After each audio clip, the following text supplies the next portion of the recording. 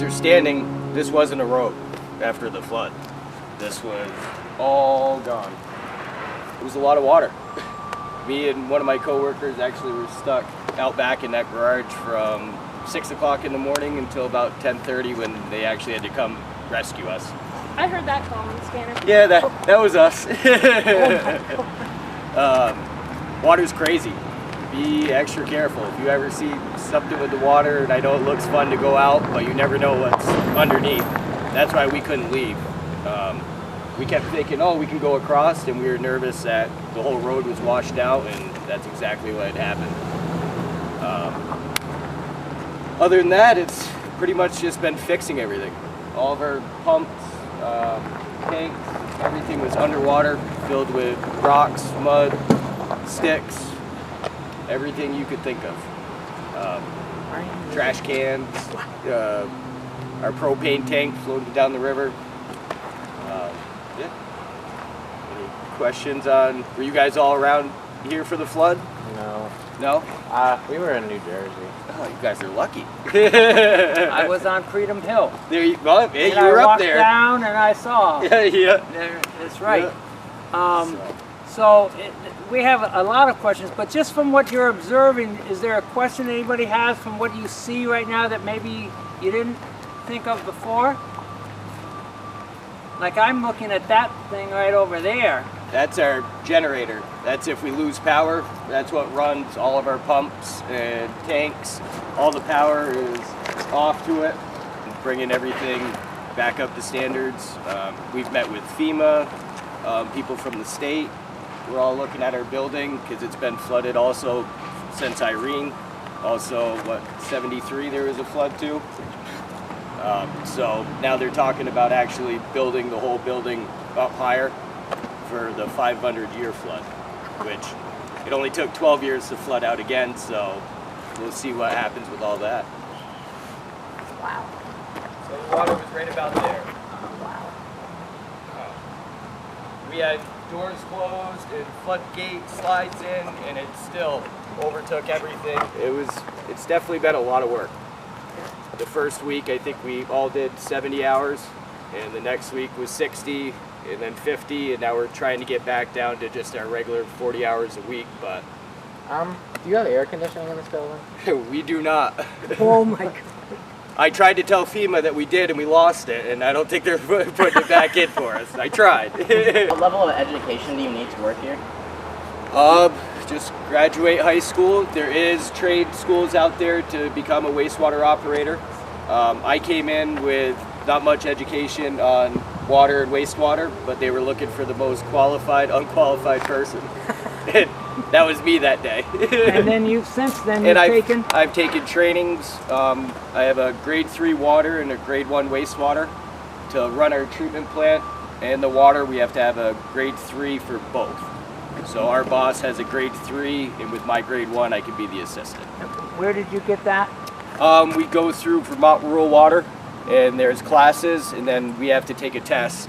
And it's 100 questions within 3 hours, and you have to get a 70 or above to get your license. To get your license here.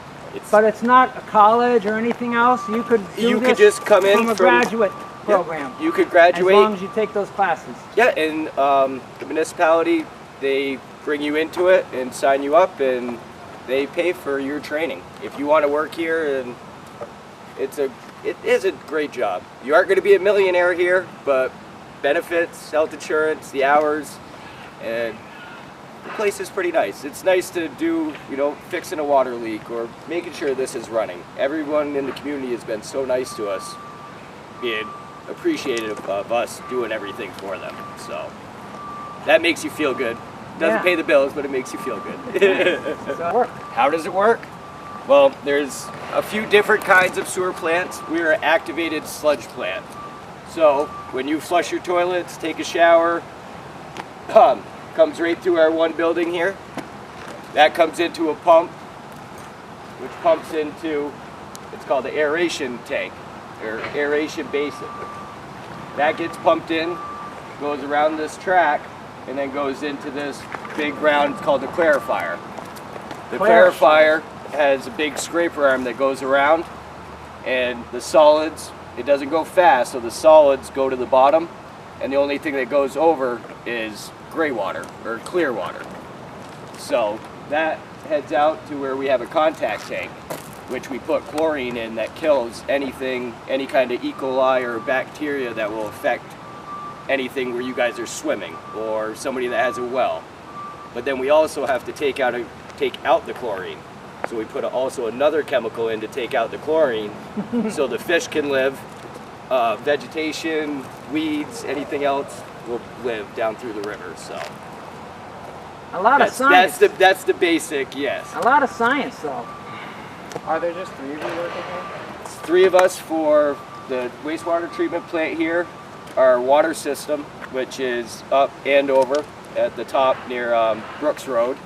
That's all the water that comes in. That's where you live? Yeah. All right, so if you see our trucks going up there a couple of times, we check it every single day. Well, no, I'm on a corner, but Yep, well, we still see it, yeah. But yeah, we check that also every day, and so it's pretty much juggling with us. You know, this whole thing happened, and we have regular testing that we do every week. We have other stuff that's out into the field, and it's just, you got to be very organized and on top of everything, just to make sure the state needs certain things, the town needs certain things, we need certain things. So it goes over the weir there, and there's a pipe that goes out. We have a covered contact tank, and then we have one that's uncovered. And that goes through, and there's baffles in it. And so it goes through fairly slowly, depending on how much of a flow we have.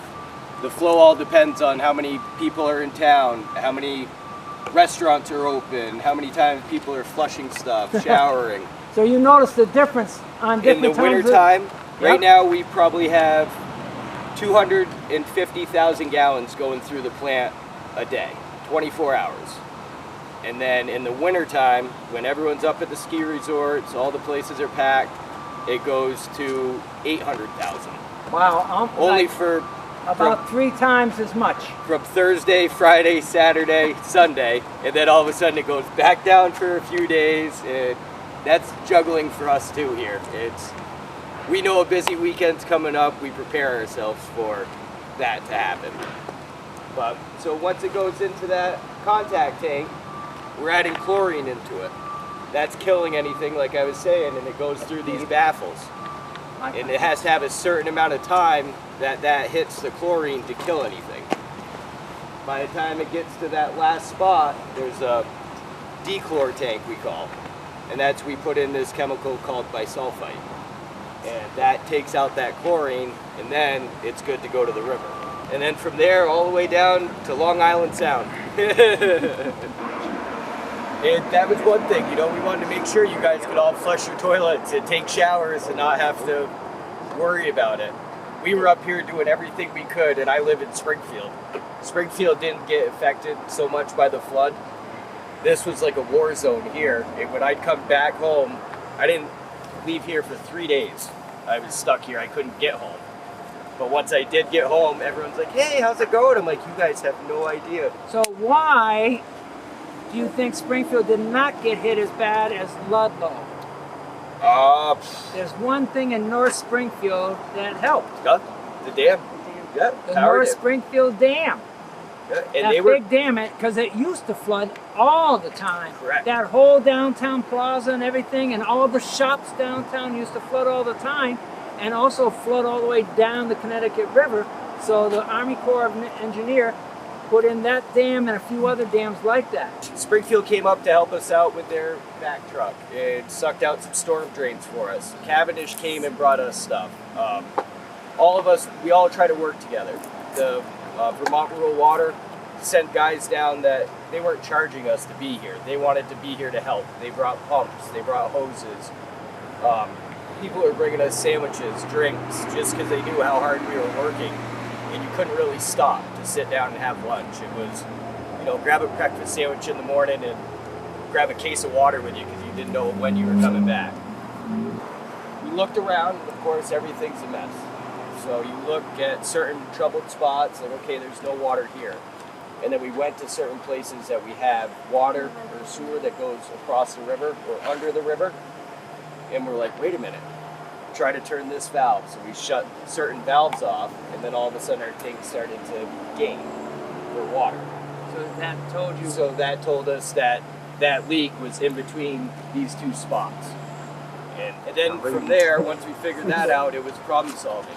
Figuring out what we were going to do. How can we fix this without interrupting anybody else? And we had a sewer break, and we figured out where that was. All of a sudden, we were flowing 150 million through here. And we were like, well, that's not right. And we were getting water into our sewer. So we figured out where river crossings were, found it, and we did a bypass. Put a hose in one area into a manhole, plugged it up, and then ran 620 feet to another manhole to pump it in. So we isolated that. We weren't putting any sewer into the river. And the state was very happy on how quick we got it done. And we put in stronger, bigger pipe, so hopefully this will not, at least if that's not happening